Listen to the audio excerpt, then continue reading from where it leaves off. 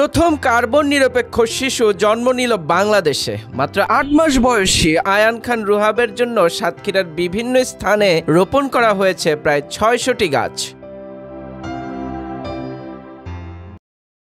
শিশুটির বাবা মা জানিয়েছেন, আয়ানের জন্ম উপলক্ষে লাগানো গাছগুলো তার সঙ্গে সঙ্গে বড় হবে। কোনো গাছ মারা গেলে বা নষ্ট হলে তার পরিবর্তে নতুন গাছ লাগানো হবে। গত ১৯ অক্টোবর রাজধানীর বসুন্ধরায় আইইউবি মাল্টিপারপাস হলে ঢাকা প্ল্যান্টার্সের আয়োজনে আয়ানকে আনুষ্ঠানিকভাবে বাংলাদেশের প্রথম কার্বন নিরপেক্ষ শিশু হিসেবে ঘোষণা করা হয়। এ ঘোষণা দিয়েছে international centre for climate change and development এবং ঢাকা প্ল্যান্টার্স। এর আগে বিশ্বের প্রথম কার্বন নিরপেক্ষ শিশু হিসেবে স্বীকৃতি পায় ভারতের তামিলনাড়ুর শিশু আদাভি।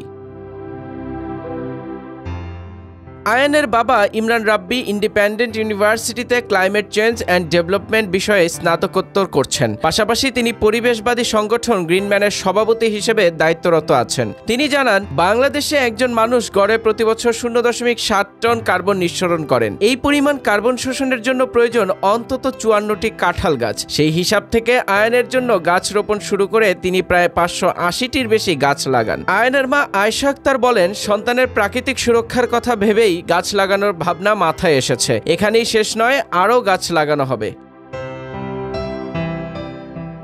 সাতক্ষীরার তালাসহ বিভিন্ন এলাকায় এই ফলদ ও বনজ গাছগুলো রোপণ করা হয়েছে। এর মধ্যে আছে আম, কাঁঠাল, জাম, নিম, সুপারির মতো গাছ। আইসিসিসিএডি এর প্রোগ্রাম কোঅর্ডিনেটর সুমাইয়া বিনতে সেলিম বলেন, গাছ লাগানোর পর সেটির যত্ন নেওয়া ও নতুন গাছ লাগিয়ে ক্ষতিপূরণ করা, এসব দিক বিবেচনা করেই আয়ানকে এই স্বীকৃতি দেয়া হয়েছে। এর মাধ্যমে মানুষকে পরিবেশ বান্ধব জীবনযাপনে উৎসাহিত করা হচ্ছে। আয়ানের বাবা ইমরান রাব্বি আশা করেন, এই গাছগুলো একদিন তার সন্তানেরও আশ্রয় হবে। তিনি তার সন্তানকে গাছ ভালোবাসতে এবং লাগাতে শেখাবেন। মাত্র ৮ মাস বয়সী শত শত গাছের মালিক আয়ান। প্রকৃতির সঙ্গে বেড়ে ওঠার এই গল্প এখন বাংলাদেশের জন্য এক অনন্য দৃষ্টান্ত।